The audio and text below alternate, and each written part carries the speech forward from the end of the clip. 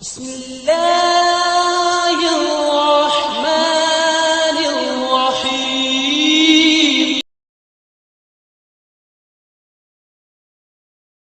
فبأي آلاء ربكما تكذبان اعوذ باللہ من الشیطان الرجیم بسم اللہ الرحمن الرحیم۔ معزز سامعین کرام، کروڑوں درود کروڑوں سلام حضور نبی اکرم صلی اللہ علیہ وآلہ وسلم پر اور ان کی آل پاک پر۔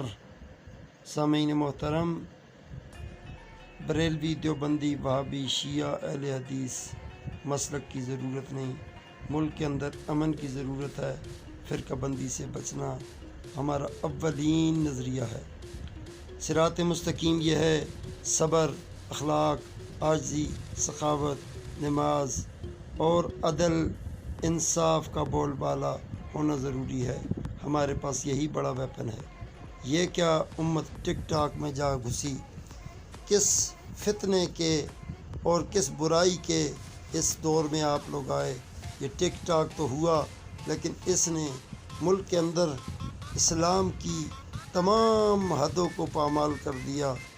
یہ پھر ہوٹلز بنے جہاں پوشیدہ گم بے حیائی کے اڈے بنائے گئے۔ اسلام کا نام تو ملک کو دیا اسلامی جمہوریہ پاکستان، مگر یہاں سہولیات انگریزوں والی دیں اور غیر مسلموں کے ان طریقوں پر عمل کیا کہ جو ہمیں جس کی اسلام ہمیں اجازت نہیں دیتا۔ سامعین محترم، یہ بڑے بڑے بلند و بالا جو ہوٹلز ہیں، 7 سٹار 5 سٹار ہوٹلز، نام ان کے اتنے انگریزوں والے، مگر اسلام کے طرز زندگی پر نہیں۔ پھر جب یہ دریاؤں کی جو ہے وسط میں آئے تو دریاؤں نے ان کو اس لیے نہ چھوڑا کہ ایک دن اللہ انصاف کا رکھتا ہے، اس نے قیامت کا دن اس لیے رکھا ہے۔ یہ پانی گزرتے ہوئے دیکھو، گھروں کے بیچ میں سے گزرتا ہے، اور پھر جب وادیوں سے گزرتا ہے تو یہ سائیڈ لے کر گزرتا ہے، مگر جب گھروں میں آتا ہے تو گھروں کو ساتھ بہا کر لے جاتا ہے۔ رستوں میں آتا ہے تو پھر رستے نظر نہیں آتے۔ اور یہ پانی اتنی طاقت سے آیا مملکت خدا داد پاکستان، اسلامی جمہوریہ پاکستان کے اندر بے حیائی کے اڈے دریاؤں کے کناروں پر، ندی نالوں کے کناروں پر، پورے ملک کی جتنی جغرافیائی حدیں ہیں جہاں سے پانی گزرتا ہے، وہاں جا کر انہوں نے گم بے حیائی کے اڈے لگائے۔ پھر سزا کا دن مقرر ہوا۔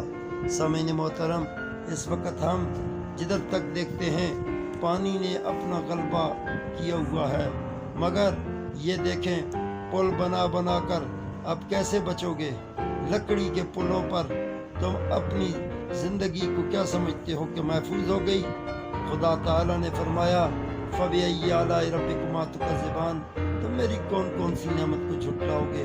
پروردگار نے پانی دیا، خوراک دی، ماں باپ دیے، نبی رحمت صلی اللہ علیہ وآلہ وسلم جیسی عظیم ہستی کو آپ کے لیے بھیجا، اور آپ کو ان کی امت میں سے بھیجا۔ جب آپ انگریزوں کے طرز زندگی پر زندگی گزارو گے، اتنی نعمتیں ملنے کے باوجود، پھر یہ پانی اپنے جوش میں آیا، اور اس نے آ کر اس وقت پورے ملک کے اطراف و اکناف میں غرباء، مساکین اور جو لوگ پہلے پسے ہوئے تھے ان لوگوں پر انہوں نے پھر بھی کسر اٹھانا رکھی۔ انہوں نے اپنے بند جو باندھے ہوئے تھے انہیں کچی بستیوں کی طرف، غریب غربا لوگوں کی طرف اس کو چھوڑ دیا، اور بڑے بڑے جو رئیس الامراء لوگ ہیں، جو سیٹھ ہیں، جو زمیندار، جو جن کی بڑی بڑی جائیدادیں ہیں، وہ لوگ اس وقت فرعونیت والا کام کر رہے ہیں، فرعون بنے ہوئے ہیں۔ مگر خدا کا جب عذاب آتا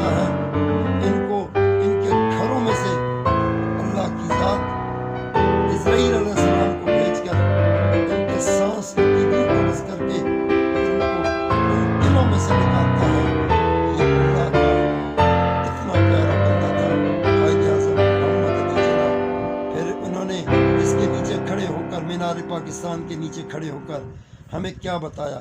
بادشاہی مسجد کیا ٹک ٹاکرز کے لیے بنی تھی.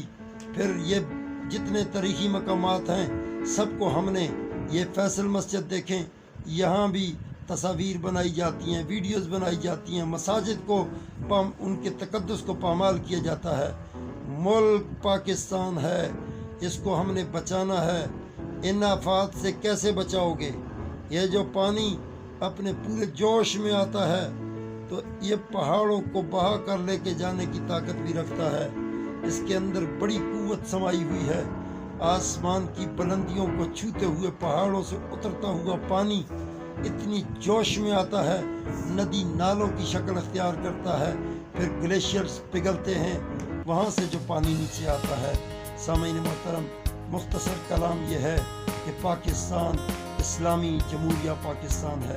یہاں ہم نے امن کی فضا کو قائم کرنا ہے، ہم نے فرقہ بندی سے بچنا ہے، ہم نے ایک دوسرے سے پیار کرنا ہے، ہم نے غیر مسلموں کو بھی دین اسلام کی ترغیب کی طرف، دین اسلام کی طرف بلانا ہے.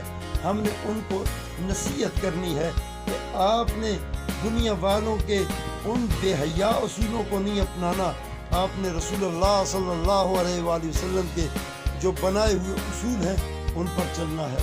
اور اس ملک کو مدینے کی ریاست بناؤ، اس کے لیے مل کر کام کرتے ہیں. آؤ مدینے کی ریاست بنائیں. یہ ہے پاکستان.